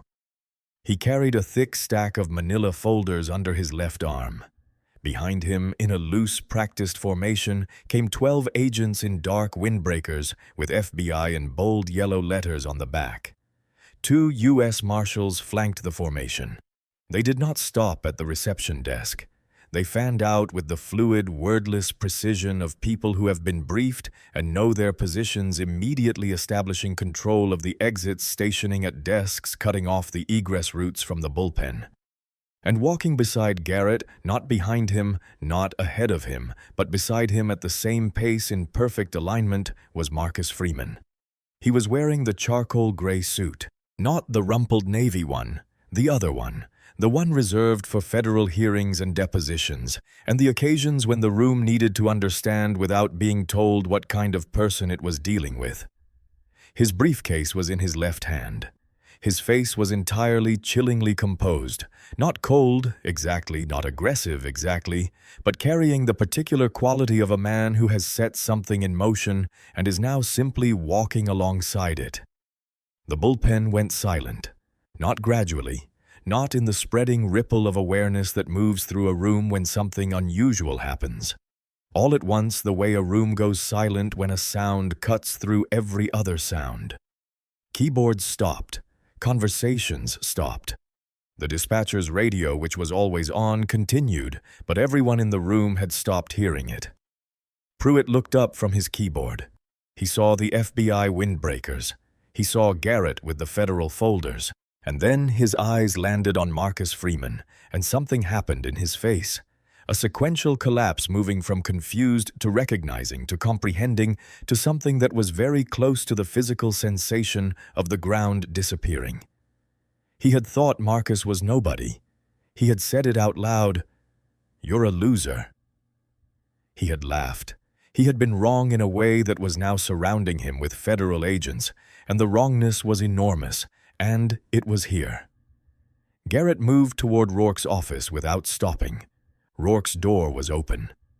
Rourke was standing in the doorway of it, had been standing there since he heard the main doors open, because some part of his nervous system had understood before the rest of him did that the moment was arriving. And then, before Garrett could reach Rourke, before Marcus could begin the sequence of the morning's next events, something happened that stopped everyone. From the corridor that led to the precinct's server room, a hallway behind the bullpen, accessed through a plain door marked "Authorized Personnel." A man appeared. He was in his mid-40s, thin, with the slightly perpetual squint of a person who spends most of his working hours looking at screens. He wore a lanyard around his neck with a hospital badge clipped to it, and a Fourth Precinct access badge, and a small red and white pin that said something too small to read from across the room. His hands were trembling. He was holding a small silver flash drive, and he was holding it in the specific way of someone who has decided to do a very difficult thing and is determined to do it before his nerve fails. Terry Marsh walked across the bullpen floor in silence past the frozen officers, past the FBI agents who parted without instruction to let him through, and he stopped in front of Marcus Freeman and Special Agent Leon Garrett. His voice was not loud, but it carried in the silence. 10 minutes ago, he said, Captain Rourke called me and ordered me to remotely access the server, and permanently delete the video and audio files associated with Officer Pruitt's Cruiser Unit 17 from last night's 9 p.m. to 10 p.m. block. He told me to log it as a data corruption event. Somewhere behind Marcus, he heard Rourke make a sound. Not a word. A sound. Mr. Finch Rourke started. Then he stopped himself because he had used the wrong name, and the wrong name in this moment was a particularly disastrous kind of wrong. Marsh Terry said. He looked at Marcus. His hands were still trembling. I've been the IT technician here for 4 years. I've watched officers alter reports. I've watched footage get deleted when use of force incidents get complicated. I've been told to run maintenance purges that I knew were not maintenance purges. He swallowed. His throat was moving visibly. I couldn't do it to an old lady. I couldn't delete what they did to an old lady. He held the flash drive out to Marcus. I backed up the raw, unencrypted files 30 minutes before the FBI locked the system, he said.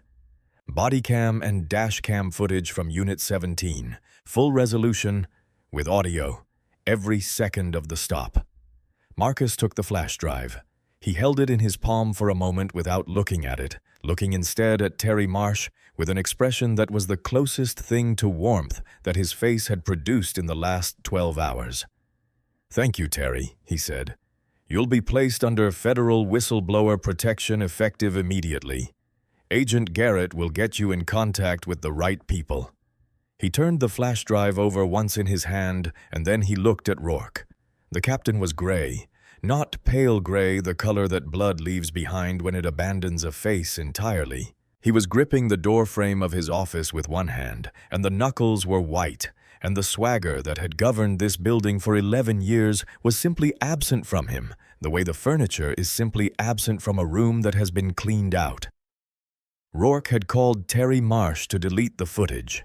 Rourke had made that call in front of the open connection to the FBI's server lock. In front of it would later emerge in the federal record a monitoring protocol that had captured the call's metadata and timing. The deletion order had been placed after the federal warrant was signed. The federal warrant's timestamp was 3:14 a.m. The call to Terry Marsh was timestamped at 8:53 a.m., which meant that Rourke had, in the space of this morning, added obstruction of justice and conspiracy to destroy evidence to the list of charges that were already being assembled. Marcus did not point this out. He didn't need to. He turned to Garrett and said quietly, "Conspiracy to destroy evidence, obstruction of justice, deprivation of civil rights under color of law. Captain Rourke and Sergeant Vickers, and Officer Pruitt on the underlying charge." Garrett nodded. He made a signal precise minimal, and 2 agents moved toward Rourke. 2 more moved to where Vickers was sitting frozen at his desk. A 3rd moved to Pruitt. The handcuffs made the same sound in that bullpen that they had made on Route 9 the night before, that gritty, metallic, ratcheting click of steel biting into skin. The same sound, just on different wrists this time. Pruitt began to cry before the 2nd bracelet clicked shut. The federal holding facility in downtown South Garfield was a building that had been designed with the specific institutional philosophy of offering nothing to look at. The walls were a gray that was not quite any particular gray. It was the gray of something that has been the wrong color for so long that it has forgotten what the right color might have been. The fluorescent lighting was even consistent and produced no shadows and no variation, which had the effect of making the passage of time difficult to gauge. There were no windows in the interrogation rooms. There was a steel table bolted to the floor, steel chairs, and a metal loop welded to the tabletop's underside, to which a chain could be attached. Chad Pruitt had been in this room for 6 hours. He had been brought in at 10:20. It was now 4:45 in the afternoon. He had been offered water twice and had taken it both times because his mouth kept going dry no matter how much he drank. He had been told that a union attorney had been contacted. He had been told to sit tight. He had been sitting tight for 6 hours, which was long enough for every version of confidence he had ever manufactured about himself, the physical confidence. The professional confidence, the particular confidence that comes from wearing a badge in a building where you are surrounded by people who also wear badges and where the institutional machinery exists to protect you to drain out of him completely, leaving behind something much smaller and much more frightened. He was 26 years old, and he had removed his badge and his belt at the property desk, and without them, he looked accurately like a frightened young man in a white undershirt. The door opened at 4:45. Marcus Freeman came in first, followed by Agent Garrett. Marcus was still in the charcoal suit. It looked exactly as unwrinkled as it had at 9 in the morning, which was the kind of thing that happens when you are wearing clothes as armor. He carried his slim leather briefcase. He set it on the table. He sat down directly across from Pruitt, squared the briefcase in front of him, and said nothing. The silence lasted 60 seconds. Garrett stood against the wall, arms crossed, face neutral. Pruitt broke first, which Marcus had expected. "Where's my union rep?" Sergeant Collins said. "Sergeant Vickers," Marcus said, not correcting aggressively, just accurately. Pruitt blinked. "Vickers? He said I shouldn't say anything without the union." "David Sutter," Marcus said, "is the senior attorney for the South Garfield Police Officers Association. He is currently in a conference room 2 floors above us." He opened the briefcase and produced a single sheet of paper which he placed on the table and slid toward Pruitt. "He is not here to see you, Kyle." Pruitt looked at the paper. His eyes moved across it with the specific reading speed of a person who is processing language he does not want to understand. This says Captain Rourke. This is a sworn statement filed with the federal magistrate at 11:47 this morning," Marcus confirmed. "Read it." Pruitt read it. He read it slowly, going back to certain passages more than once, the color in his face going through a sequence of changes, confused, disbelieving, increasingly gray. Captain Frank Rourke had, in his sworn affidavit, provided an account of the events of the previous evening that placed Chad Pruitt at the center of an unprovoked assault on an elderly woman, attributed to a history of poor impulse control, that Rourke stated he had been attempting to address through Vickers's ongoing training supervision. Rourke's statement indicated that Sergeant Vickers had attempted to physically interpose himself to stop Pruitt's escalation and had been overridden by Pruitt's aggressive behavior. Rourke expressed deep institutional sorrow over the actions of a single rogue officer acting entirely outside of departmental policy. It was elegant. It was thorough. It was in its way a masterpiece of self-preservation, written by a man who had decided that the most valuable thing he could offer the federal government was Chad Pruitt on a plate, and who was doing so with the complete willingness of a man cutting loose the dead weight. "He's lying." Pruitt's voice cracked on the second word. He slammed both hands, still cuffed at the wrists by the chain, to the table loop against the steel surface. The sound rang off the concrete walls. "He's lying. Vickers told me to write the report like that. Vickers told me to extract her. Rourke told the whole squad he's been telling us for months, I know," Marcus said. The 2 words stopped Pruitt completely. "I know," Marcus said again, in exactly the same tone. Quiet level carrying neither sympathy nor aggression. "I know what Rourke told the squad. I know about the circuit. I know about the targeting parameters and the revenue structure and the forfeiture percentages. I have known about it in outline for 3 months."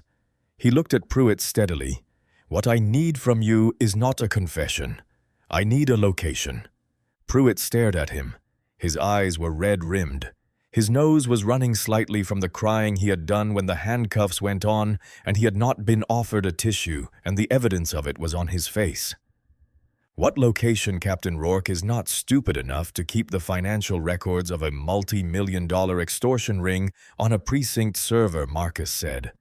"The digital records we've secured this morning document the pattern of stops and the forfeiture filings. But the money trail, the specific routing of seized asset funds into the mayor's campaign pack, the cash payments, the off-books disbursements, that is in a physical record. Rourke keeps a ledger." Where is it? Pruitt looked at the table.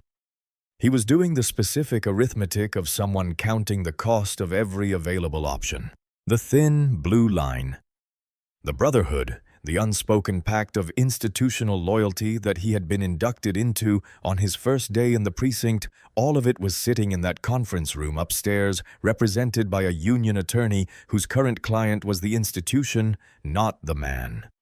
The men he had believed would protect him had already filed sworn statements redesigning the narrative so that he was the catastrophic exception rather than the predictable product. He swallowed. His throat worked. "Rourke has a brother-in-law," he said, his voice dropping to something that was nearly a whisper. "Guy named Gary Sims. Runs an auto detail shop out on Route 7 place called Sims Auto Finishing. There's a floor safe in the back office. Rourke keeps a red leather notebook in it." He stopped, looked up at Marcus. "Everything's in there. Every dollar they took, every stop that was written up wrong, every payment that went to the mayor's re-election fund. Everything." Marcus looked at him for a long moment without speaking. Then he nodded once precisely and looked at Garrett. "Route 7, Sims Auto Finishing. We'll need a warrant for the floor safe." Garrett was already on his encrypted radio. Marcus stood. He buttoned his jacket. He looked down at Pruitt, the young man in the white undershirt, the chain between the cuffs, the red eyes, the face that had not yet finished assembling its understanding of what the next years of his life were going to look like. "You will plead guilty to 1 count of felony assault, resulting in grievous bodily injury under federal jurisdiction," Marcus said. "Minimum sentencing guidelines place that at 3 years in a minimum security federal facility. You will testify before the grand jury. You will never carry a badge, hold public office, or possess a firearm again for the remainder of your natural life."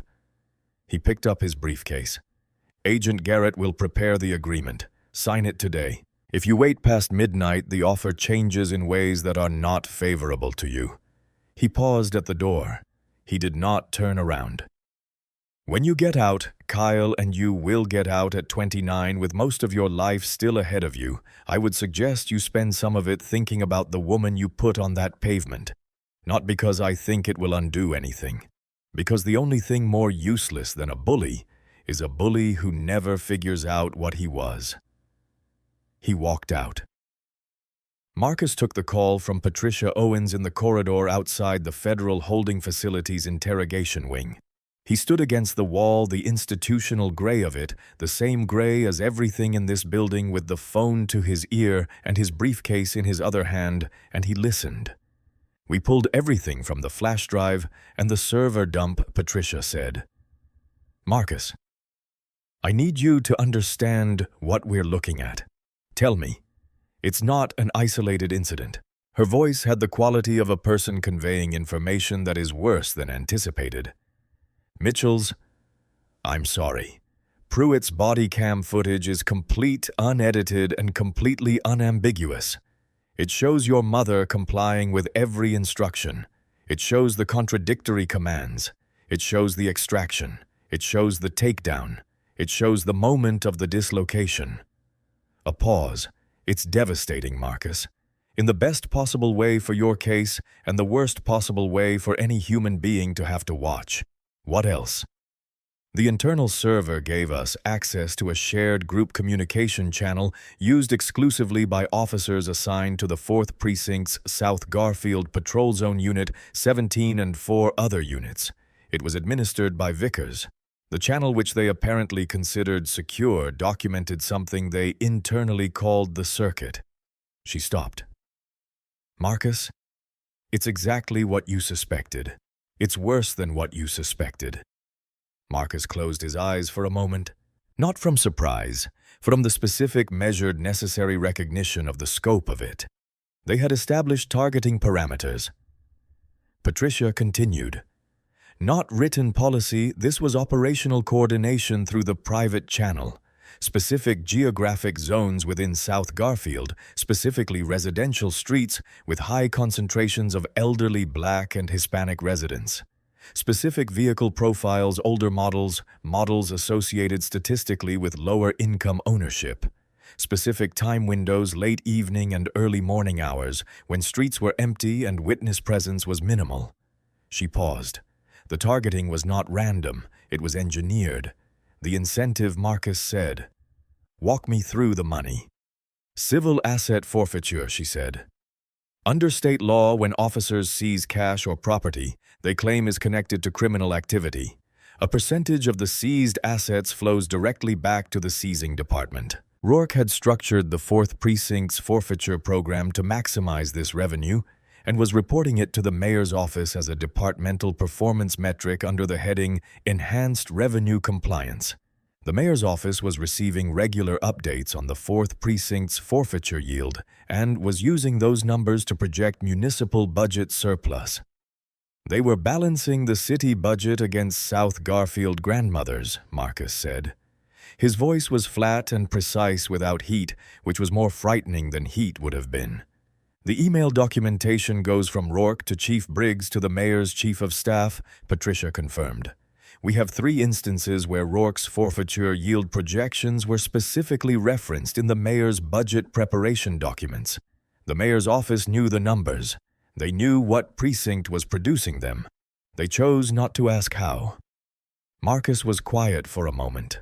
The corridor around him was empty. The fluorescent lights hummed. The ledger from the auto shop on Route 7. Do we have it? Garrett's team executed the warrant 40 minutes ago. The floor safe was exactly where Pruitt said it would be. A sound of paper. It's a red leather notebook. Rourke's handwriting throughout. It documents 14 months of forfeiture revenue, cash seizures, impound proceeds, and disbursements. The disbursements include direct payments to the mayor's re-election PAC wire transfers routed through a shell account held by the auto detail shop totaling $1.4 million over the 14-month period. Patricia. Marcus kept his voice low. I need a federal grand jury convened by Monday. I need subpoenas for Mayor Glenn Hartwell, his chief of staff, and Chief Harold Briggs. I need all municipal accounts connected to the Fourth Precinct's forfeiture program frozen under federal injunction. A pause. Marcus, you know what this does to the scope. This becomes a political prosecution, not a police brutality case. The police union is going to... The police union, Marcus said, can stand in front of a federal judge and defend the body cam footage of their member dislocating a 74-year-old woman's surgically reconstructed shoulder while her church gloves were still on her hands. Let them try.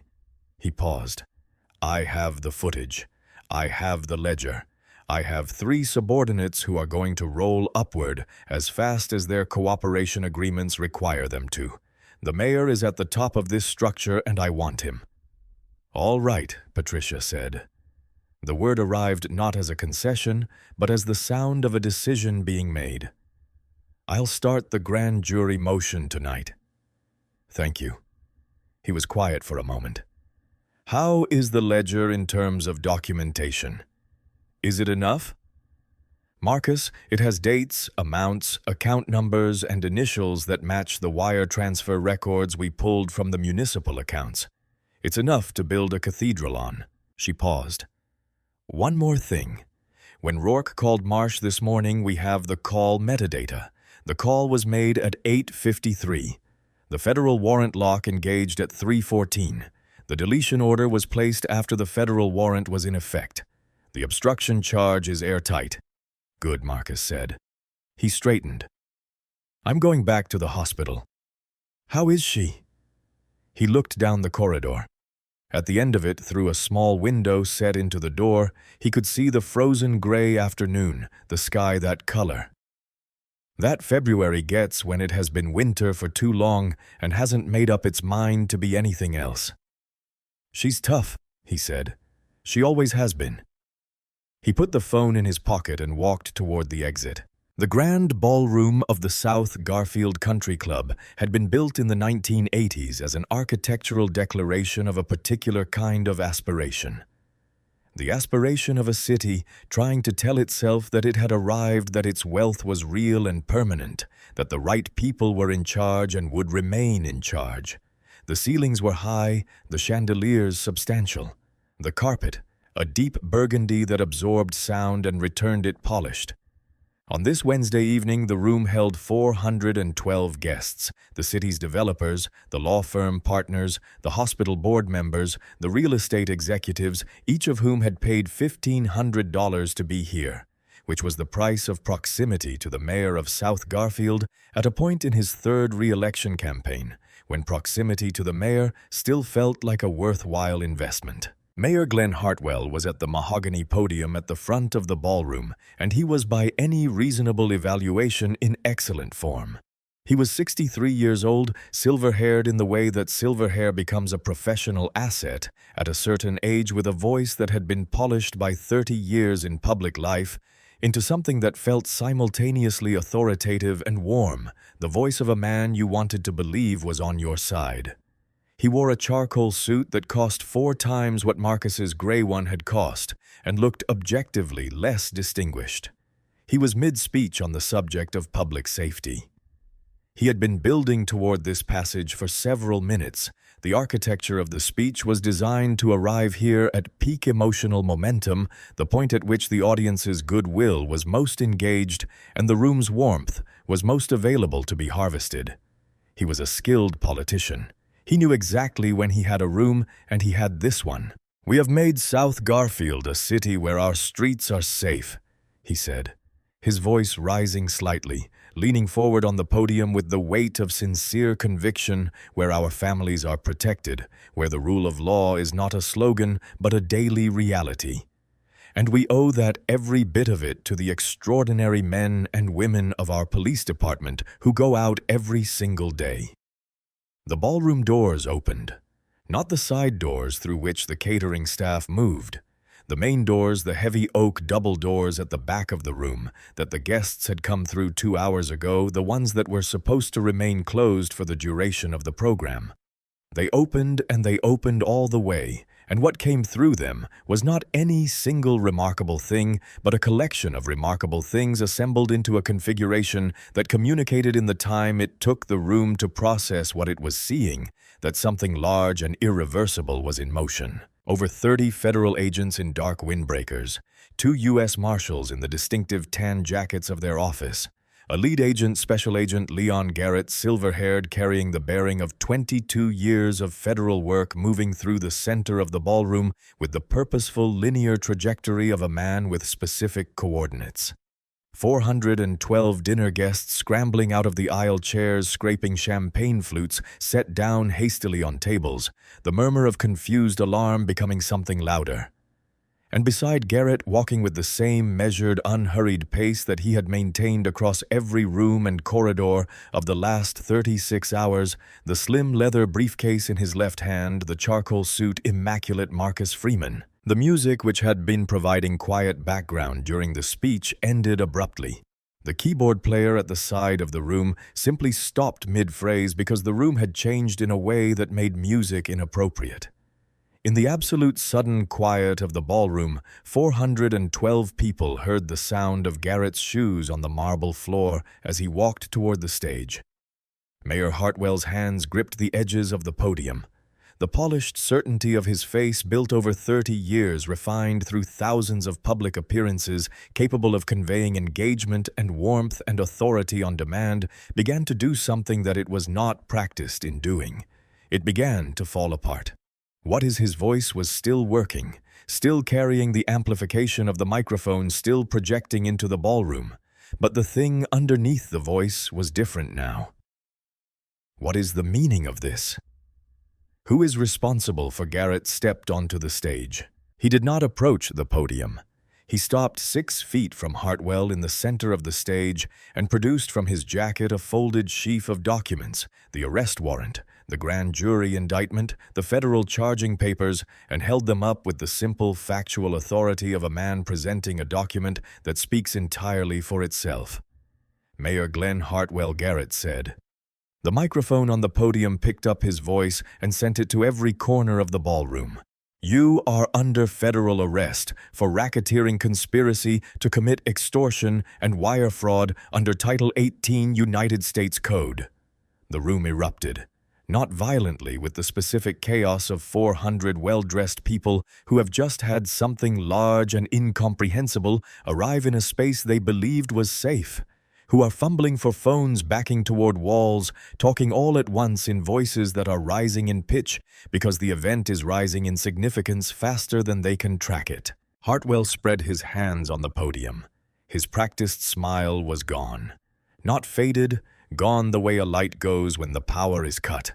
This is an outrage. I am the mayor of this city. You have no authority here. I have not been Mayor Hartwell.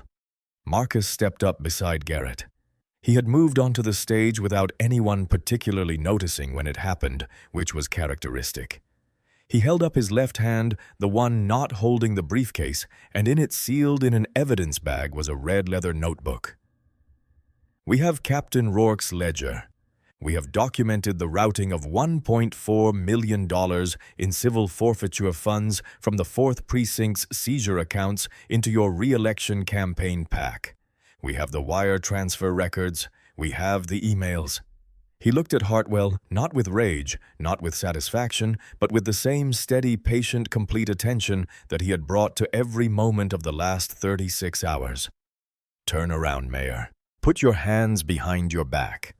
Later in the federal record, in the news coverage, in the conversations that people in South Garfield would have about this night for years, the image that persisted was not the handcuffs, not the agents, not the room in chaos. It was the moment just before. The moment when Glenn Hartwell looked at Marcus Freeman across the stage of the South Garfield Country Club ballroom with 400 witnesses and 100 cell phone cameras capturing the scene, and understood in full what had arrived and what it meant. The moment when 30 years of practiced authority, of cultivated image, of the specific kind of power that comes from being the person in the room who decides things, all of it landed at the bottom of a very deep hole. He turned around. He put his hands behind his back. The handcuffs went on in the flash of 100 cameras. The mayor of South Garfield was arrested in front of his largest donors at a $1,500 a plate fundraiser on a Wednesday evening in February for a corruption scheme that had been built on the bodies of elderly black residents in a neighborhood that his administration had consistently described in its budget documents as a revenue opportunity. Hard karma. Dressed in a federal windbreaker, walking down the center aisle of the grand ballroom of the South Garfield Country Club. The dominoes did not fall slowly.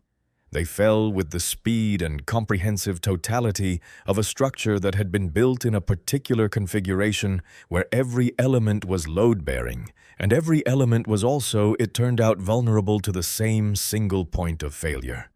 Captain Frank Rourke's assets were seized under the same civil asset forfeiture statute that he had spent 11 years weaponizing against the residents of South Garfield. Because he had used the proceeds of the corruption to fund his personal lifestyle, the extended cab truck, the watercraft, the vacation property 40 miles north of the city, the investment accounts, every asset he owned was legally classifiable as the proceeds of a criminal enterprise. Federal agents arrived at the Rourke property in the gated subdivision of Harwick Commons on a Thursday morning, and what followed was documented by a neighbor's security camera: the loading of a pleasure boat onto a federal transport trailer, the impoundment of 2 vehicles, the padlocking of the front door of a house that Frank Rourke would not be permitted to re-enter. His pension was frozen pending criminal forfeiture proceedings. His wife stood on the manicured front lawn of the house and watched it happen, and the neighbor's camera caught that too. Rourke himself sat in a federal holding cell and learned what it felt like to have the floor removed from under your life by a legal mechanism you yourself had wielded to experience in a single morning, the specific devastating helplessness that he had engineered for hundreds of other people over 11 years. He had targeted the elderly and the poor because they couldn't fight back. He had been correct about that right up until the moment that one of the elderly turned out to have a son. Chief Harold Briggs surrendered voluntarily at the federal building on Thursday afternoon, accompanied by a private attorney carrying a letter of resignation already signed and notarized. He walked in with the careful, diminished posture of a man who has decided that cooperation is his only remaining currency and that spending it promptly is his best remaining option. His plea agreement, negotiated over 2 days of federal conversations, required his complete cooperation with the grand jury and his testimony against the mayor's office. He received a suspended sentence and the permanent end of his law enforcement career, which was itself a kind of sentence for a man who had spent his entire adult life inside that institution. Sergeant Dale Vickers was convicted of conspiracy evidence tampering and deprivation of civil rights under color of law. The trial lasted 4 days. The jury deliberated for 6 hours. The federal judge who sentenced him, a woman named the Honorable Claudette Morris, who had presided over civil rights cases for 17 years and who had a reputation for clarity, gave him 7 years without the possibility of early release, and told him in her sentencing statement that the most damning aspect of his conduct was not the act itself, but the choice made dozens of times over 17 years to look at what was happening and decide it was not his problem.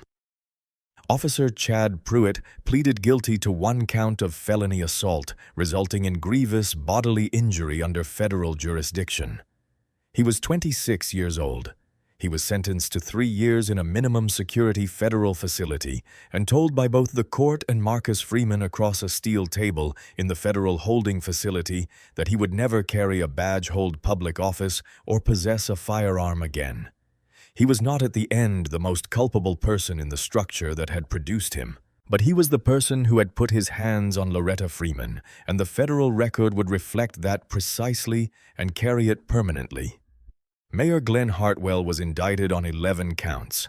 His trial lasted 3 weeks and generated the kind of national coverage that arrives when the specific documented mechanism of a city government turning its police force against its most vulnerable residents is made legible to a wide audience.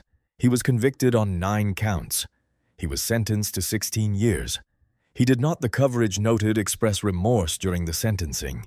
He continued to maintain through his attorneys that he had not known the specific sources of the Fourth Precinct's revenue generation. The ledger in the red leather notebook with his initials in the margins next to wire transfer confirmations disagreed. The city of South Garfield, under terms negotiated by Marcus Freeman on behalf of Loretta Mae Freeman and filed as a civil rights consent decree rather than a personal damages suit, because Loretta had told her son clearly and without equivocation that she did not want a large cash payment that would come out of a city budget that also funded the schools and the libraries and the parks that people in South Garfield actually used, was placed under a 5-year federal oversight program for its police department. Body cameras on every patrol officer were hardwired to a secure federal upload system that made manual deletion impossible from the precinct level. The civil asset forfeiture revenue that had previously flowed into departmental accounts was permanently redirected into a South Garfield Community Reinvestment Fund administered by an independent board. The circuit. The targeting program, the operational configuration that had turned South Garfield's elderly residents into a revenue source, was formally documented in the federal consent decree as a civil rights violation, named specifically and prohibited by court order with compliance monitoring. The roses came back in spring. They always came back. By the end of April, the climbing roses on the porch posts of 4412 Sycamore Lane had sent out their first new growth-bright, tentative green shoots, pushing out from the canes that Loretta had wrapped and protected against the February frost. The hybrid teas in the center bed were budding. The lavender floribundas along the front walk, the ones she had planted the spring after Walter died, were beginning to open. Loretta herself was in the backyard on a Saturday morning in late April, kneeling in the dirt in her wide-brimmed straw hat, working the soil around the tomato beds with a specialized lightweight trowel that her physical therapist, a patient woman named Dr. Renee Burgess, who had been carefully rebuilding the shoulder through 3 months of twice-weekly sessions, had recommended as appropriate for the current stage of her recovery. The right arm was still in a lightweight brace. The range of motion was improving slowly, week by week. It would never be quite what it had been before the surgery 5 years ago, and the surgery 5 years ago had already reduced it from what it had been before that. She had adapted to each reduction. She was adapting to this one. She planted in the methodical, unhurried way she did everything, placing each seedling with attention, firming the soil around the roots, with care moving to the next one without rushing. The morning was warm for late April, the light coming in at the low angle that makes spring mornings the most beautiful mornings of the year in this part of the country, the kind of light that lies across everything, gently, and makes even ordinary things look like they were placed deliberately. Marcus sat on the back porch steps with his briefcase open on his knees. He was reading a brief another one from another city, another pattern of conduct that looked in its statistical contours disturbingly familiar. The glass of sweet tea beside him was sweating in the morning warmth, a ring forming on the porch step. He was not thinking about the brief right now. He was watching his mother plant tomatoes. A South Garfield Police Department cruiser came down the residential street behind the house, moving slowly, the unhurried pace of a patrol that was covering ground rather than responding to anything specific. It was driven by an officer transferred in from another precinct under the consent decree, a man named Officer Leonard Tate, who had been on the Reform Department for 6 weeks and who drove this street because it was on his route and who slowed slightly when he saw Loretta in the backyard. He rolled down his window. "Afternoon." "Miss Loretta," he called. He touched 2 fingers to the brim of his cap in the old-fashioned gesture of acknowledgement. "That garden's looking beautiful." Loretta sat back on her heels. She looked up from the tomato bed, wiping her wrist across her forehead, the left wrist carefully as she always did things carefully now, and looked at the officer in the cruiser. She regarded him for a moment with the particular quality of attention of a woman who has learned to read a situation fully before responding to it. Then she smiled. It was genuine. It was the smile of a woman who has earned it. "Thank you, officer," she said. "Drive safe out there." The cruiser rolled on. The street went quiet again. The morning light lay across the garden in that gentle, deliberate way. Marcus closed his briefcase. He picked up the glass of sweet tea. He watched his mother turn back to her tomato seedlings and continue what she had been doing before the cruiser came and would continue doing long after this morning was finished. He watched her plant things that would take months to grow. That was fine. He had time. So did the truth. If you found this story meaningful, if Miss Loretta's resilience stayed with you, please subscribe to our channel. Every story we tell is about the people who fight back the right way with patience and truth, and the understanding that real power is not always the loudest thing in the room. Subscribe, and we'll see you in the next one.